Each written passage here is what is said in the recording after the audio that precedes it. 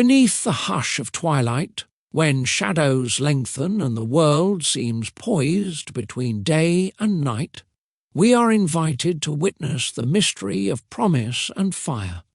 Today we turn to the article God's Covenant with Abraham from TableTalk Magazine, drawn from Genesis chapter 15 verses 17 and 18, where the Lord binds himself with unbreakable certainty. Here, divine faithfulness is painted in smoke and flame, pledging what no power can undo. Now for our reading. And it came to pass, when the sun went down and it was dark, that behold, there appeared a smoking oven and a burning torch that passed between those pieces. On the same day the Lord made a covenant with Abram, saying, To your descendants I have given this land, from the river of Egypt to the great river, the River Euphrates. Genesis chapter 15 verses 17 and 18. Having established a covenant of preservation with Noah, God gave the next major covenant under the covenant of grace when he came to Abram many years after the flood. Our Lord's covenantal dealings with Abram began when he spoke to the patriarch and commanded him to leave his own country and go to Canaan, so that God would multiply his descendants and bless all the families of the earth through him.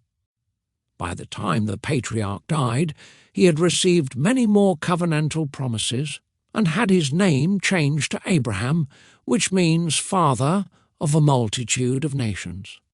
God unfolded his covenant with Abraham over time, adding promises and the covenantal sign of circumcision. Our Lord did not give the sign, however, until after formally establishing the covenant bond.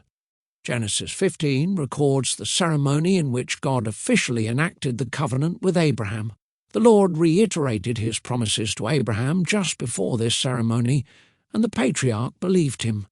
Yet while Abraham's faith was sufficient to justify him to receive God's declaration of righteousness, it was not a perfected faith. Therefore, Abraham asked the Lord to further confirm his promise. God graciously condescended to grant Abraham's request, telling the patriarch to kill several animals and to lay their pieces on the ground side by side so that there was a path between them. Then, while Abraham was asleep, God passed between the pieces under the guise of a smoking pot and flaming torch, speaking his promises to Abraham yet again. According to ancient Near Eastern practices, this meant that the Lord was pledging to become like those animals if he were to not keep his promises. God was saying that he would be destroyed like those animals if he did not fulfill his word to Abraham. He was putting his own life on the line, so to speak. This event demonstrates that it is impossible for God not to keep his covenant. He cannot die or change, so he cannot become like those animals. If he cannot become like those animals, then if he were to break his promise, he could not be destroyed. Yet God also cannot lie. So if he cannot be destroyed, the only way that he can remain true to his word and his unchanging nature is to keep his promises to Abraham. In other words, to remain true to himself, God must keep his covenant.